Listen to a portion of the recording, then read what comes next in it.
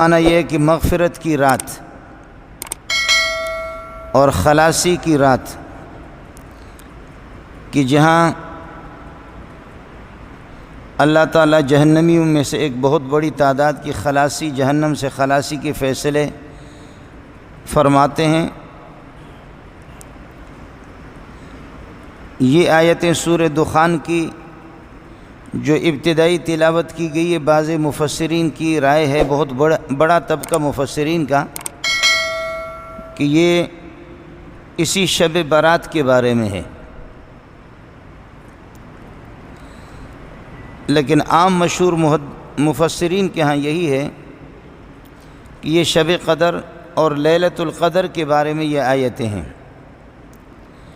چاہے یہ آیتیں لیلۃ القدر کے بارے میں، شب قدر کے بارے میں ہوں یا شب برات کے بارے میں ہوں، اس میں کوئی شک نہیں ہے کہ شب برات یہ فضیلتوں کا حامل ہے، اس کے فضائل احادیث میں کثرت سے ہیں۔ لیکن شب برات میں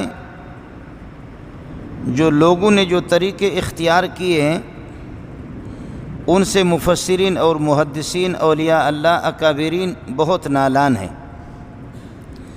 یہ آج ہمارے زمانے میں نہیں ہے،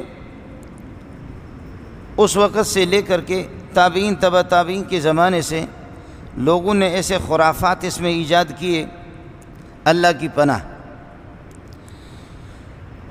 شب برات یعنی 15ویں کی جو رات ہوتی، تو 15ویں کی رات میں اس وقت بھی چراغان ہوتا، اور ساتھ ساتھ یہ بھی ہوتا کہ عمدہ قسم کے کھانے پکا کر کے لوگوں کو دے دیں۔ اس وقت سے یہ بھی بدعت بھی ایجاد ہو گئی کہ لوگ نفل نمازوں کے لیے بلا کر کے ایک مولوی صاحب کو کھڑا کریں گے اور پیچھے نفل پڑھیں گے۔ اگر کسی نے 10 سال نماز نہیں پڑھی ہے بلوغیت کے بعد، تو اس شب برات میں نفل پڑھیں گے جماعت کے ساتھ، اور وہ 10 سال کی جو فرض نمازیں اس کے ذمے پر رہ گئی ہے وہ ساقط ہو جائیں گے۔ 20 سال اگر کسی نے نماز نہیں پڑھی ہے بالغ ہونے کے بعد، بس مولوی صاحب نے شب برات میں نفل نماز کی جماعت کرا دی اور اس کے سارے گناہ وہ معاف ہو گئے، اور اس میں وہی خوشیاں مناتے جو عید کے اندر مناتے۔ شرعاً اس کی کوئی گنجائش نہیں ہے، اس میں تو کوئی شک نہیں ہے کہ یہ رات شب برات کی جب آ جاتی تو حضرت اقدس صلی اللہ علیہ وسلم کی عبادتوں میں اور اضافہ ہو جاتا۔ اما عائشہ رضی اللہ تعالیٰ عنہ فرماتی ہے کہ حضرت صلی اللہ علیہ وسلم رات کی تاریکی میں مجھ سے غائب ہو گئے۔ والبیوت یومئذ لیس فیہا مصابیح، ان دنوں میں گھروں میں چراغ وغیرہ، یہ بتیاں، ان چیزوں کا زیادہ رواج نہیں ہوتا تھا، اور یہ سہولت میسر نہیں تھی، تو عورتوں کے مسائل ہیں۔ اماں جی کو یہ خدشہ لاحق ہو گیا کہ کہیں ایسا نہ ہو کہ آج باری میری ہے، رات میری ہے، اور حضرت صلی اللہ علیہ وسلم کہیں اور تشریف لے گئے ہو، اپنی کسی اور بیوی کے پاس تشریف لے گئے ہوں۔ تو میں رات کی تاریکیوں میں ہاتھ اس طرح گھماتی رہی، اچانک میرے ہاتھ رسول پاک صلی اللہ علیہ وسلم کے مبارک قدموں پر پڑ گئے کہ دیکھا کہ آپ سجدے میں ہیں۔ نماز سے جیسے فارغ ہو گئے تو میں نے عرض کیا کہ یا رسول اللہ، آپ کس حال میں، میں کس حال میں ہوں؟ آپ کس حال میں، میں کس حال میں؟ میں یہ سمجھ رہی تھی کہ آپ مجھے چھوڑ کر کے ازواج مطہرات میں سے کسی اور کے پاس تشریف لے گئے، اور میری باری میں میرے ساتھ کہیں ناانصافی نہ ہو۔ آپ نے فرمایا کہ یا عائشہ اتخافین ان یحیف اللہ علیک ورسولہ، آپ اس بات سے ڈرتی ہے کہ اللہ رسول آپ پر ظلم کریں گے؟ یہ ظلم اور زیادتی ہے کہ باری آپ کی ہو، آپ کی اجازت کے بغیر میں کسی اور بیوی کے پاس چلا جاؤں، ایسا تو نہیں ہے۔ اللہ رسول کبھی ظلم نہیں کرتے، اللہ کے رسول کے پاس ظلم کا تو تصور ہی نہیں ہے، اللہ کے پاس اس کا تصور ہی نہیں ہے۔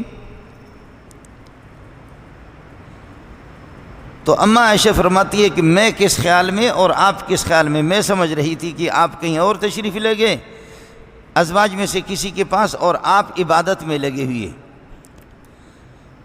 ان راتوں میں اس رات کو شب برات کو حضرت اقدس صلی اللہ علیہ وسلم بقیع الغرقد جنت البقیع تشریف لے جاتے تھے اور وہاں قبرستان کی زیارت فرماتے، زیارت کے لیے تشریف لے جاتے۔ آپ سے بھی میری گزارش ہوگی کہ اللہ تعالیٰ موقع دے دے، یہ صرف اس رات کی خصوصیت نہیں ہے، لیکن اس رات میں حضرت نے اہتمام کیا ہے 15 دن میں، 10 دن میں، مہینے میں، اور اگر نہ ہو تو 2 مہینے میں، 3 مہینے میں ساتھی خطیبوں کو چھوڑ دے، مولویوں کو چھوڑ دے۔ یہ مولوی گاتے رہیں گے، ہم لوگ گاتے رہیں گے، کہتے کہتے ہم بھی مریں گے بغیر عمل کے، آپ سنتے سنتے مریں گے بغیر عمل کے۔ یہ اس طرح ہوتا رہے گا۔ مولوی کا اپنا ارادہ عمل کرنے کا نہیں ہے تو لوگ کیا عمل کریں گے؟ اس غریب کی رٹی ہوئی تقریر ہوتی ہے، وہ لوگوں کو سنا دیتا ہے۔ گزارش یہ ہے، کفا بالمرء واعظا الموت، انسان کے لیے موت ہی ایک بہت بڑا خطیب ہے، موت ہی ایک بہت بڑا مولوی ہے، وہ آپ کو مسئلہ سمجھا دے گی۔ موت خود بخود آدمی کو سمجھا دیتی ہے۔ آپ یہ کریں قبرستان میں چلے جائیں اور لوگوں سے معلوم کریں کہ یہ کس کی قبر ہے، ایس ایچ او کی، یہ ٹی پی او کی، یہ ڈی آئی جی کی، یہ کمشنر کی، یہ ڈپٹی کمشنر کی، اور یہ مرحوم بھٹو کی، یہ ذوالفقار بھٹو کی، یہ مرتضیٰ بھٹو کی، یہ محترمہ بے نظیر بھٹو کی قبر، یہ فلاں کی قبر، دماغ خود بخود ٹھیک ہو جائے گا، دماغ خود بخود ٹھیک ہو جائے گا۔ مولوی کی تقریر کرنے کی ضرورت نہیں ہے۔ خاص طور پر اس رات میں حضرت اقدس صلی اللہ علیہ وسلم نے اس کا اہتمام کیا ہے کہ آپ قبرستان تشریف لے جاتے تھے۔ اس لیے آپ نے فرمایا کنت نہیتکم عن زیارت القبور الا فزوروها فإنها تذکر الآخرۃ، میں قبروں سے آپ کو منع کرتا رہا اس وقت کی جا کر کے آپ قبروں سے منت مانگیں، اور قبروں سے جا کر کے آپ اپنی حاجتیں مانگیں اور اپنے مشکلات قبروں سے مانگیں۔